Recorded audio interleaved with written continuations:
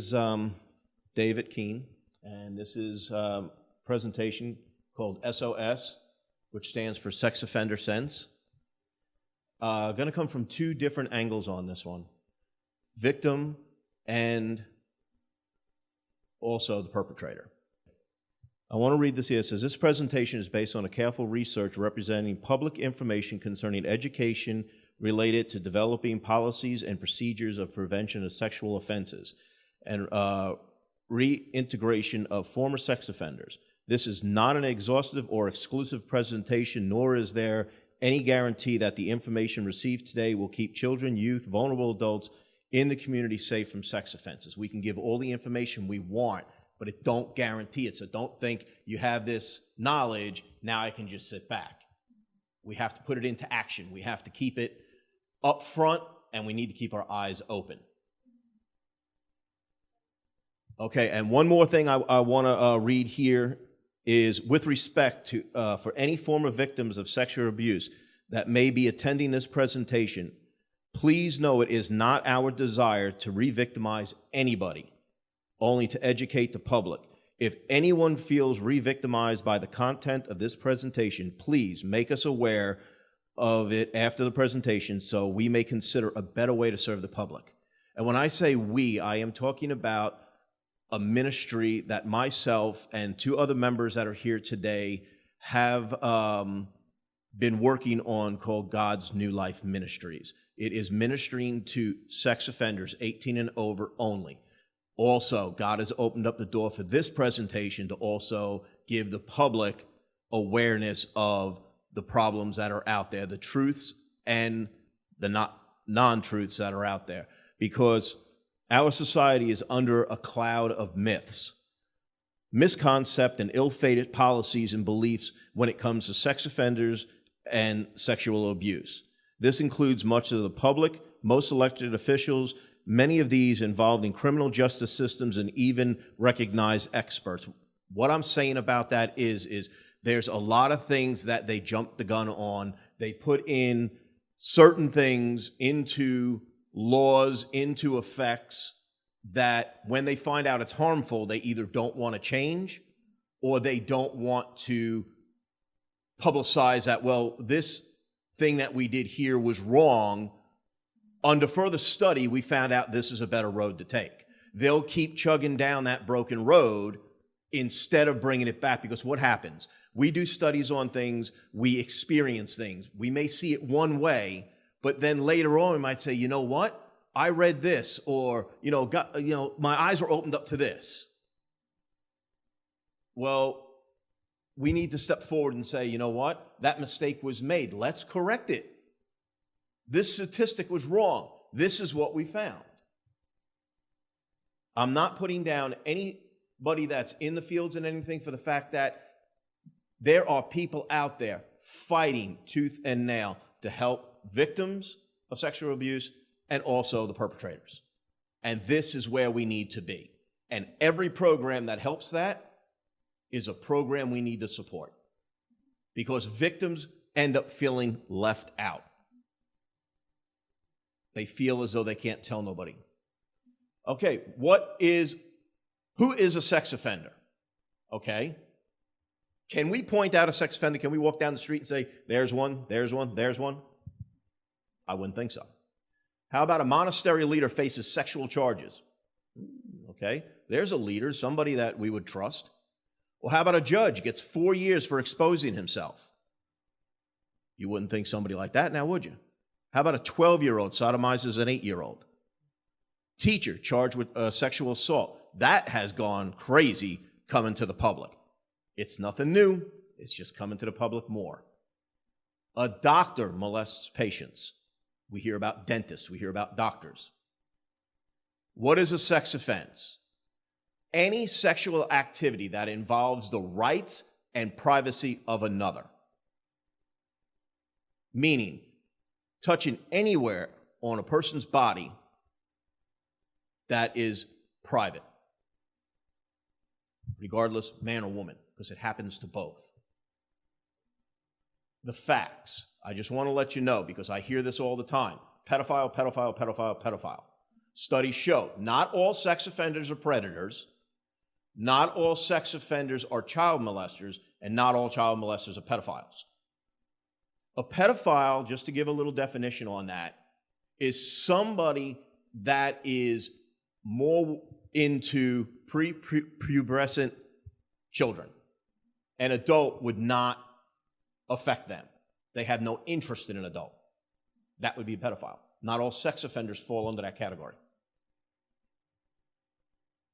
I can't read that one. Sex offending is today's epidemic. No, it is not.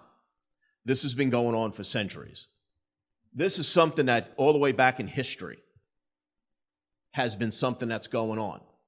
How has it been going on so long? It comes into the victim is too embarrassed to say what happened. They are not given the support that they need. If they come forward, they're called liars. It's their fault, whatever. So many people hear that when it happens to them, they don't want to say nothing about it. They don't want to be publicly humiliated. So what is needed? We need programs for parents on talking with their children about sexuality, including how to keep their children safe from sexual abuse. How can we do this? This can be offered by the congregation, especially if it's not given anywhere else in the community. Congregations can come together, put a program together, and that's what I'm trying to do today, to let the public know, okay? To give you a little bit about myself, I've been on both sides of it, okay? I will shock you right now. I have been offended on, and I have offended on, okay? I am registered. So, I am on both sides of this fence. I have experienced both sides, sadly to say. There is nothing proud about that. There is nothing that is good about that. The only good that's come of it is that today I can stand here and give you a view from both sides and pray that somebody gets something out of this that prevents it from happening, that they catch something, see something, and report it immediately. Okay, parents need to know. One, that while sex play between children of similar ages is often a healthy curiosity, sex play between children more than 3 years apart can be a very problematic thing, like the one, the 12-year-old and the 8-year-old. An older child dominating over a younger child. So if you have family members, cousins, brothers, sisters, or something like that, and you notice them doing things together, you know, little kids will do things like it's expected for children to do, you know, play doctor, I'll show you mine if I show, you know, you show me yours. A lot of people have been there, you know, kind of the norm. But any type of penetration, whether it be with the fingers, an object, a penis, anything like that, that is problematic. If a parent hears about that, they need to find out from that child where that came from, because a small child would not have knowledge of how to do that. They had to have experienced from somebody. It is important to screen child care workers, babysitters, scoutmasters, all that for sex offenders, but there is a problem there. You can screen all you want. If the person has never been prosecuted or caught, you can do all the checks you want. So now it comes down to watching your child's behavior when they go into daycare, they go to the scouts, they go to play sports or whatever. If all of a sudden they were enjoying doing it and all of a sudden they're pulling away from it, then that could be a warning sign. It always isn't. We don't want to jump to conclusions. The news media loves to throw out there, stranger danger is the primary cause of crimes against our youths. And it is not. That is, in my opinion, I put it as this. The social media is showing us this freeway and not telling us about the road behind us where it's happening. They're keeping us out in the public eye. They like, the media may have the right want to help, but they're doing it in the wrong way. They're looking in the wrong areas. Okay? Sexual violence against children, as well as adults, is widely done by acquaintances, family members. 27% of victims did not know the people that did it. The rest knew them. Any people under 18 knew their abusers 9 out of 10 times. And out of those, a third were family members. The rest were acquaintances, friends of the victim. So you have to look in all areas. Up to 90% of child targets are abused by somebody they know. Don't be silent. This is where the problem comes in.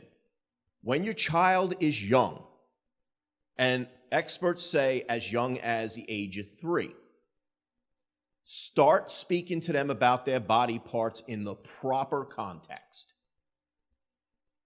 Don't use silly little names for their body parts.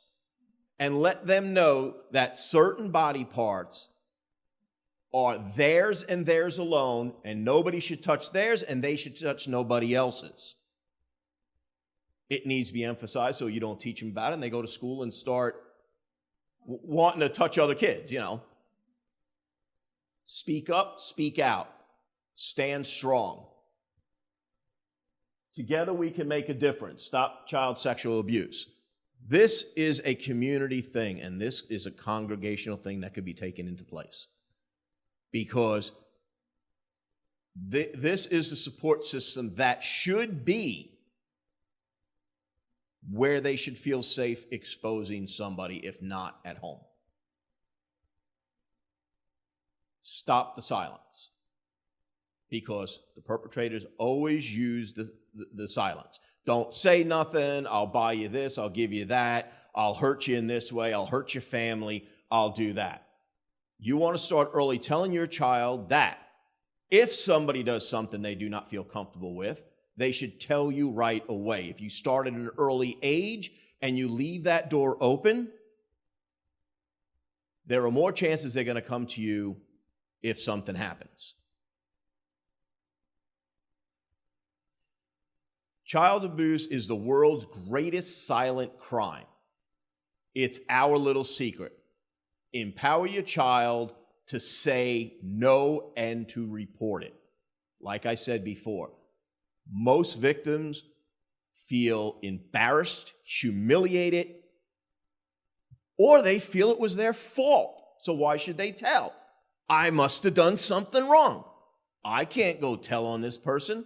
I brought it on myself. We need to let them know, no, you did not. They need to know they will not get in trouble for it.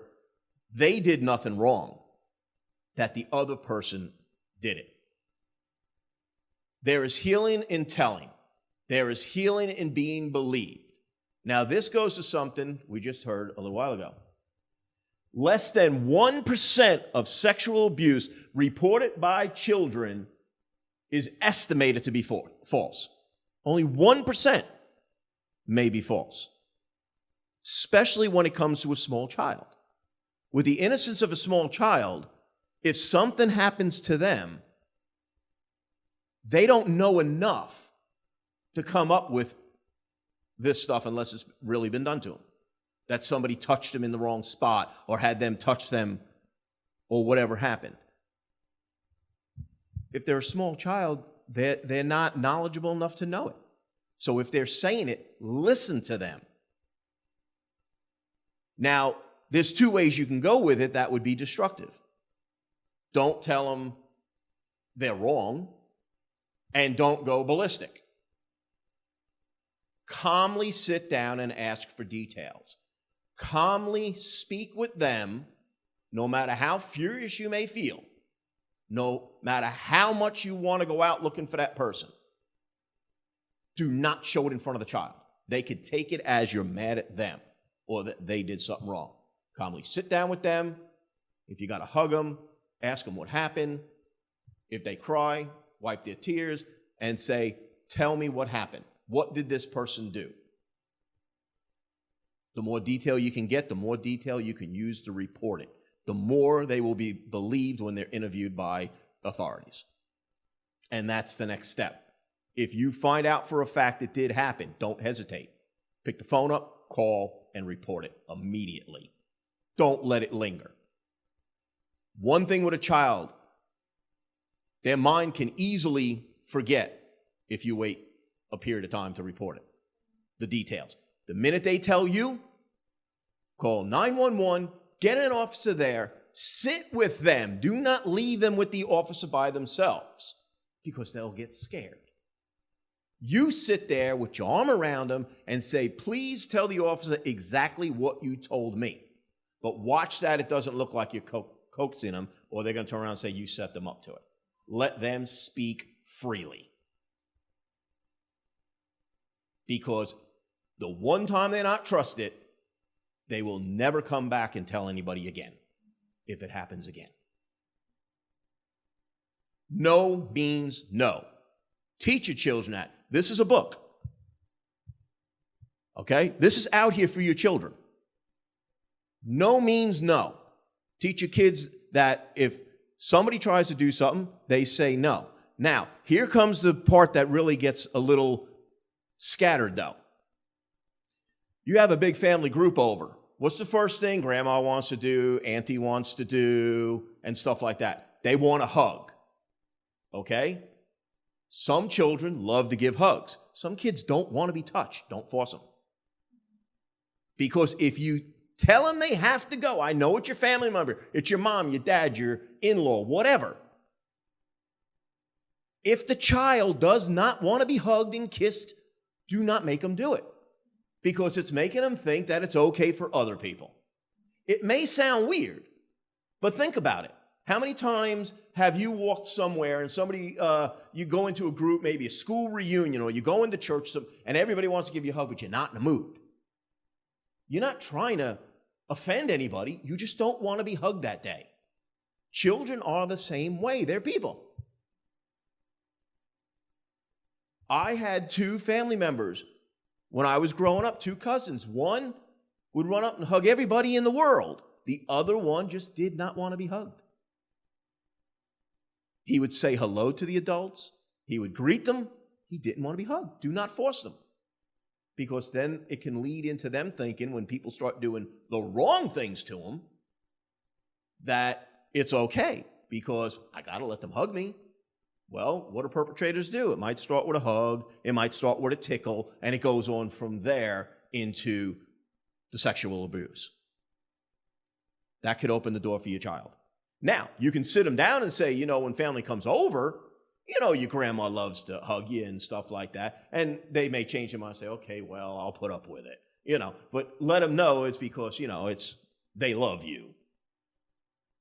But you can't force them. And you have to let your family members know it. Little Joey or, little Susie really doesn't want to be hugged today. Hopefully your family doesn't get offended, because some people do. My body belongs to me. That's a big thing that your children need to know, that their body belongs to them from a young age all the way up to their teen years. Because starting off young and they don't know a lot, getting all the way up to teen years is a rocky road. You want to give your child the tools of how to do something. And I'm going to say something right here. I'm sorry if this offends you to hear about child abuse. And the reason I'm saying that is because the children do not deserve it either. So some people get offended when you start talking about child sexual abuse. Well, you shouldn't talk about that in public. Why not? That's the best place to put it. Get it out in the public. Let people know about it. Don't hide it. It's been hidden in family secrets for centuries. Kid goes tell mom, go tell dad, uncle did this, aunt did that. Because don't think it's just men. They are the majority, but look at all the women you're seeing now in the news that are sexually abusing children. So it does come from both sides. Watch both sides. Check who's around your children. There's only one way to keep your child safe. guaranteed to keep your child safe. Never let them out of your sight. But guess what? That's impossible. But that would be the only way you can keep them safe. What's the other way to keep them safe?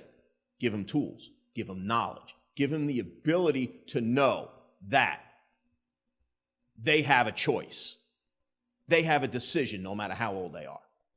If you blame the victim, you have now become an accomplice. Because if your son or your daughter comes up to you and says, Uncle Bill or Uncle Joe or Uncle Tom did this, and you blame them, you just became an accomplice because you made it easier for that person to do it again. Believe your child. If they can give you the details of it, you know it's the truth. Like I said earlier, especially with small children, only 1% of it is usually not true. Are you going to take a chance on the other 99%?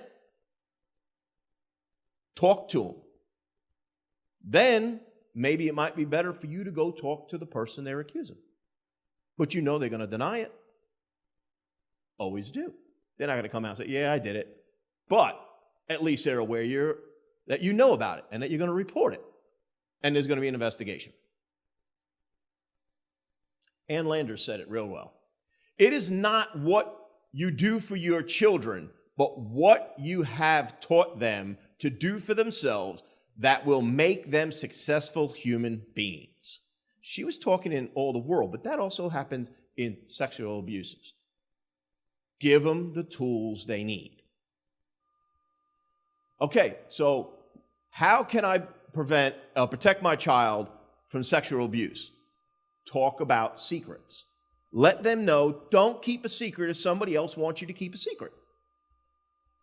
That if they're doing something that makes your child uncomfortable, that your child don't like, and they want them to keep it a secret, that's a red flag. Let your child know that's a red flag. If they're saying, I'm doing this, don't tell nobody. Why not? Must be something wrong. Well, the only thing they can do is wait till they're out of that situation and immediately report it. A lot of them tell them, to tell the perpetrator, no, I'm going to tell, blah, blah, blah. That can put them in danger. Unfortunately, if they threaten to go tell, then it goes from, oh, don't tell the secret, to possible threats or physical abuse. Sadly, the child might have to wait for that person to leave, then go tell somebody. Reassure them that they will not get in trouble and that some body parts are private. You always want to emphasize, if you come to me with something somebody did, you're not going to get in trouble for it. In my opinion, that's the biggest deterrent from a child to tell anybody, is they're afraid in their mind they are going to get into trouble. They do, yes. The perpetrators usually will tell them they'll get in trouble. Let them know it's okay to say no. Again, talk to them about secrets and reassure them, that's up there twice, that they won't get in trouble. Right? Excuse me for that mistake. Okay, here's a little game you can play with your child from a young age, and this works beautifully into the teenage years. Now, when I read about this, it's called the what if game. It said, don't go crazy and have a whole page of what ifs and ask your child. Wait until you're at the dinner table or maybe just sitting around playing a game or doing something with your child and maybe come up with one or two what ifs. Ask your little child, what if you're over somebody's house and they touch you in a way that is uncomfortable to you, that you don't like? What do you do? Now you're empowering them. Or what if the babysitter's over here watching you and mommy and daddy are out and they do something? What would you do? Now, like I said, this also works for teen years, because if you start this at 3-4 years old and you do this periodically from time to time, you throw out these what ifs. Then when your child is preteen and teen, then you can put out, once they start noticing the opposite sex, what if you're out with your boyfriend, girlfriend, and they want you to do something that makes you uncomfortable? What do you do? What if they're pressuring you into kissing and you're not ready, or into touching and you're not ready, or having sex and you're not ready. So the what if game can be very useful to speak to your child from small to teen. And it also shows them that they can come to you. You're opening up the door. You're making a foundation. As a young child, you're letting them know, I'm here for you. Now you have the other side of that where it happens in the family. So then the family may not be teaching them that. So this is where stuff like this might be good to be done by the congregation from time to time with the younger students. In our congregation, in the school, they were doing things pointing out body parts. They had a little cartoon character talking about the different body parts, arms and legs and all that. Well, that can be put in. That way, if it's happening at home, they might come to their Sabbath school teacher or somebody there they trust or a friend and say something. So we as a whole can also protect, because it happens in the home and nobody's there because the child don't feel safe anywhere if it's happening at home. Okay, I want to go on to the other side of this. Modern day leopards. And that's what I'm calling sex offenders, modern day leopards. Because society's thought is they're broken, unfixable, and should be put away forever, and nobody should go near them. Okay, on this chart here, this is from a Michigan recidivism statistics done over an 11-year period of 4,762 paroled offenders. It was updated in 2014, but it took 11 years. 93.89% did not reoffend. 2.46% reoffended with a different offense. But groups out there will tell you, well, they reoffended. No, maybe they stole something or drunk driving or something like that had nothing to do with the sex offense. You ever notice you see something on TV in the news? This guy just had a DUI car accident and killed somebody. The other person died, but he's a sex offender. What did that have to do with him driving while intoxicated? But they'll count that as into the higher numbers of recidivism. 3.65% returned under the same offense. So yes, there are people out there that will reoffend. There's no guarantee.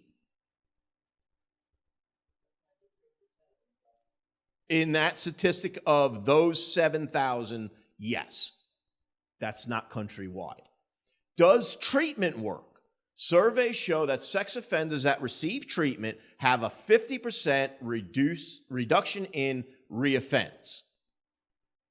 But if you listen on TV, a lot is being said that it does not help. Treatment does not help.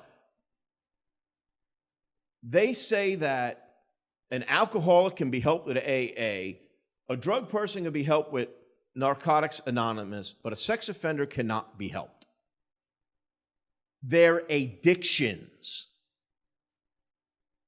If the person wants to change, they can, if the ability is there to help them. So if they get treatment, it cuts it in half of the recidivism rate that was there before. So that takes it. On this one here, this was done in Texas. Over 15 years, it does not give a number of how many people, but 80% did not reoffend over 15 years. So 20% did. But in this, it does not say, was it the same offense or another offense?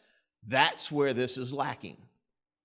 Because did the person reoffend under the same thing, or did they do it under another? Because if you want to see real statistics, they need to show if a person committed a sex crime, did they reoffend for that, not if it was something else. Because you get people that go back to prison over technical violations. They didn't remember to register. They didn't pay the fees that were required and all that. and they're put back in prison for the rest of their probation time. That is not a reoffense, but it is categorized as a reoffense. So that's where it teeter-totters. Now, I have a thing right here I'd like to read, because they say sex offenders have highest recidivism rate in the world, or at least in the United States. Listen to these statistics. Reoffense rate averages, and this is done by the Department of Corrections across the country. Auto theft, 78.8% recidivism. Possession and sale of stolen property, 77.4%. Larceny, 74.6%. Burglary, an even 74%. Robbery, 70.2%. Here's the big one, sex offenses, 3.5%. Now, what do you hear on the news? The news will tell you they have the highest recidivism rate in the country. DOC, the Department of Corrections, from their own records of ones that have left and come back, these are the numbers that they put out. To me, the prison system would know better than anybody what the recidivism rate is.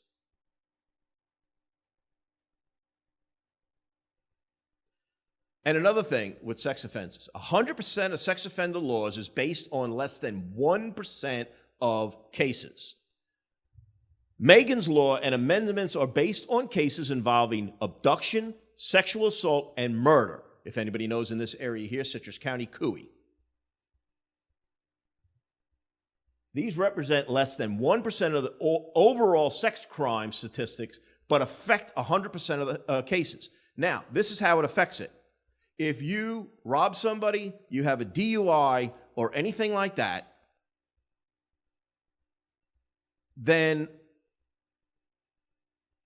the laws are not retroactive. Only as you were prosecuted from that time forward does it apply to you.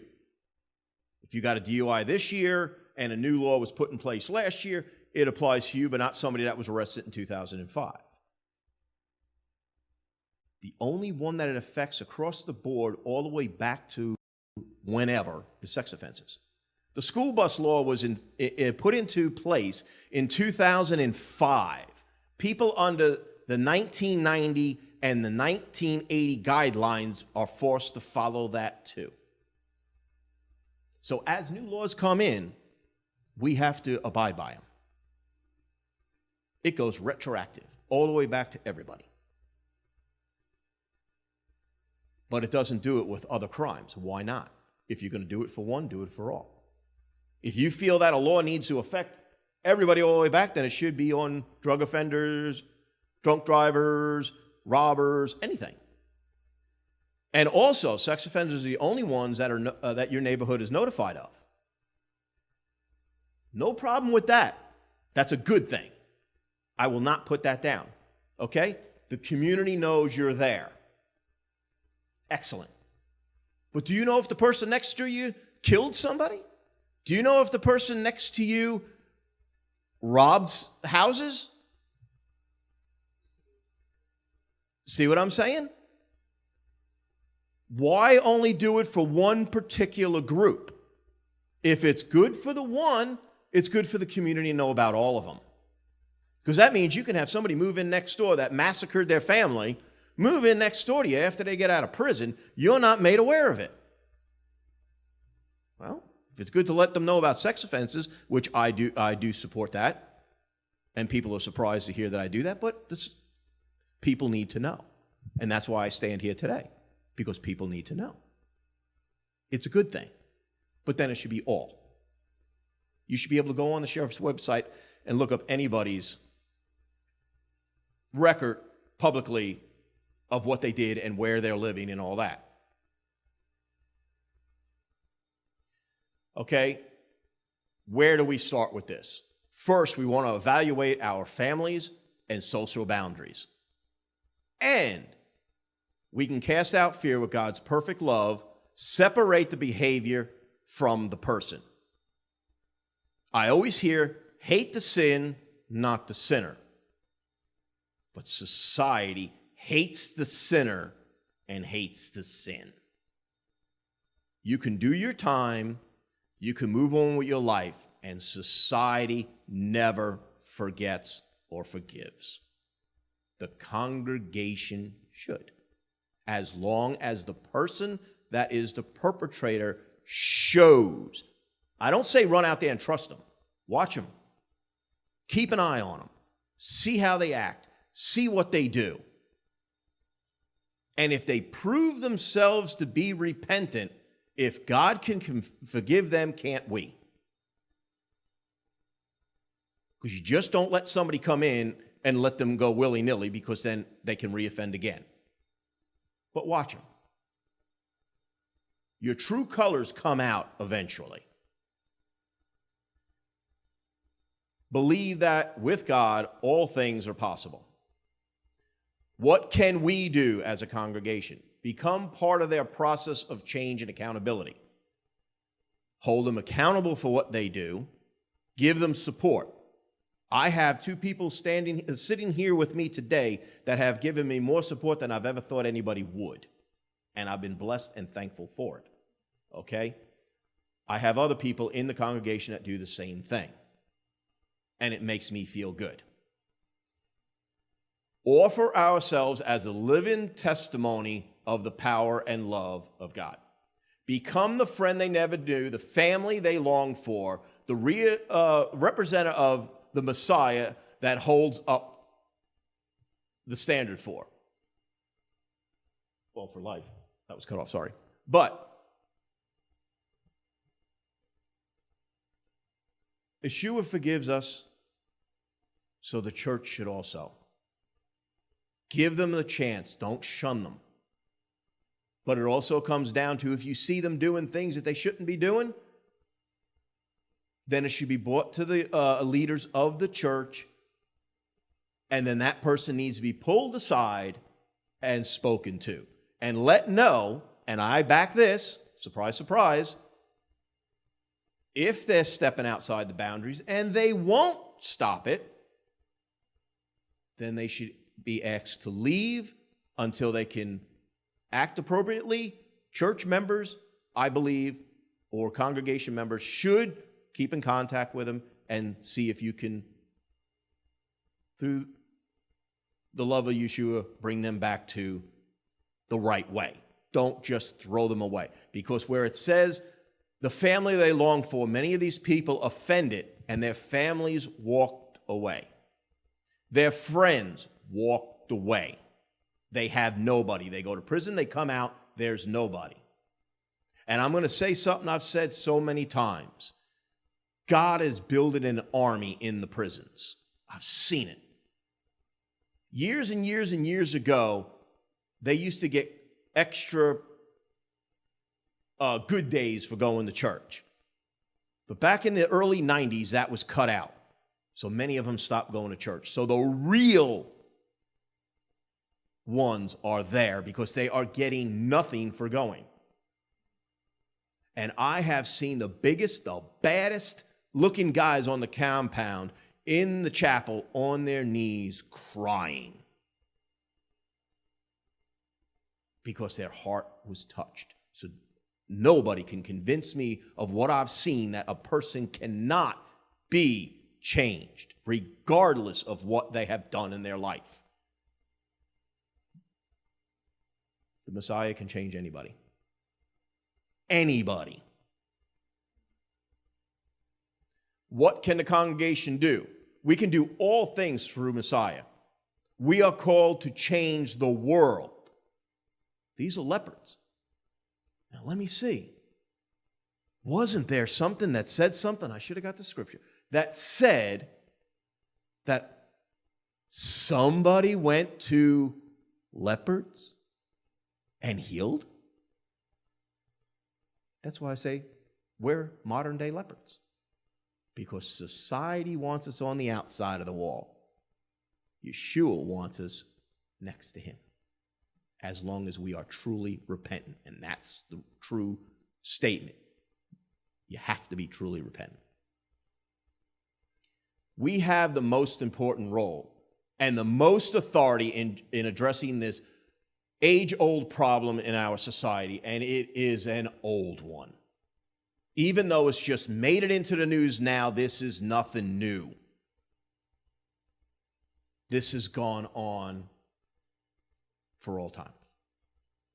Thankfully, it's finally coming to the surface. It's finally being brought out. Victims are finally feeling the authority and the ability to say something happens. And this is where we come in. Let them know it's okay to speak and tell. You know what you tell your child? If you tell somebody and they don't believe you, go on and tell somebody else. Sad to say, victims have reported they've had to tell multiple people before they were believed. Thankfully, that victim kept going to somebody till they were believed. If they would have stopped, the victimization would have kept going on. So it needs to stop now, and we need to lead the way. Educate the parents, educate the congregation. Don't judge someone just because they sin differently than you. People say, oh, well, I didn't do that. Well, what does it say? What does Scripture tell us?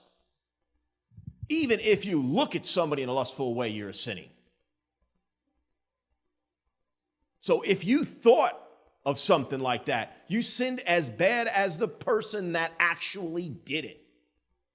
So don't feel higher than that person because you didn't do what they did. It's not a proud thing. It's very disgraceful to have to stand and say, I committed a crime like that. I've still had to come to forgiving myself that I'm still working on. I still fight daily to forgive myself because from time to time, the accuser comes and brings it back to me and tries to bring me down. But today I've been blessed to turn around and say, get behind me. Yes, the accuser is the devil. Thank you very much. But Yeshua is before me, leading the way, holding my hand as a child. And Satan can go away into his darkness because I will not allow him to stop what has been started. These are a whole bunch of different things that have been used in this study. There's ministries out there called New Name Ministries, Stop It Now, New Persons Ministries. These are ministries that are churches working with sex offenders, or you want to say previous sex offenders. Let's stop saying the person is a sex offender their whole life. They did the time. If they've really turned their life around, they're new in Yeshua's eyes. So, these ministries house them, preach to them, help them get jobs. And in Florida, we have Miracle Village. It's a village just made for them, and a ministry. Myths and facts about sex offenses, and then all the data from all the different state agencies that have put in on it. So just in closing, I want to say that to the congregation, do not judge somebody if you hear that somebody came in and is sitting in that back pew and you come to find out they're a sex offender. I don't say give them a free rein and trust them in everything that they do. Watch what they do. See what they do. We understand what we did and we have to work our way back, but don't close the door forever.